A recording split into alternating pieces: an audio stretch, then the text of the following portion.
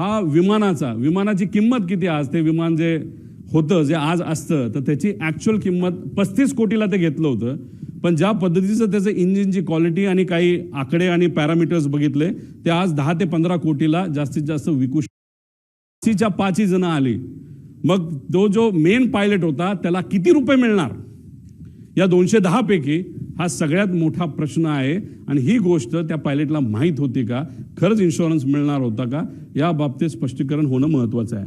पुढे आता ह्याच्यामध्ये अकाउंटेबल मॅनेजर कोण आहे कोणाच माहीत नाही.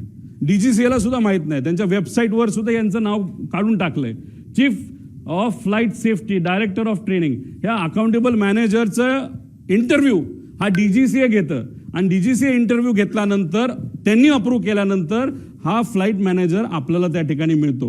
म्हणजे हा जो अकाउंटेबल मॅनेजर, जसं महाराष्ट्र सरकारचं माझ्या अंदाजाने कोणतरी एक आहे, त्याचं नाव शर्मा का असं काहीतरी नाव आहे, ते आपले सेफ्टी ऑफिसर आहेत. त्यांचा इंटरव्ह्यू DGCA घेतला, मग त्यांना तिथं हे केलं. तर ही माणसं कुठे आहेत, यांचा इंटरव्ह्यू तुम्ही केलाय का, यांचं इन्व्हेस्टिगेशन तुम्ही केलंय का? कारण का अकाउंटेबल मॅनेजर हा रिस्पॉन्सिबल असतो, त्यांनी तिथे ईमेल केले पाहिजे. त्यामुळे जी कालची नोटीस जी आलेली आहे, नाहीतर एक्सप्लेनेशन जे DGCA दिलेलं त्याच्या खालच्या बाजूला 2 नाहीतर CC अकाउंटेबल मॅनेजर केलेलं आहे.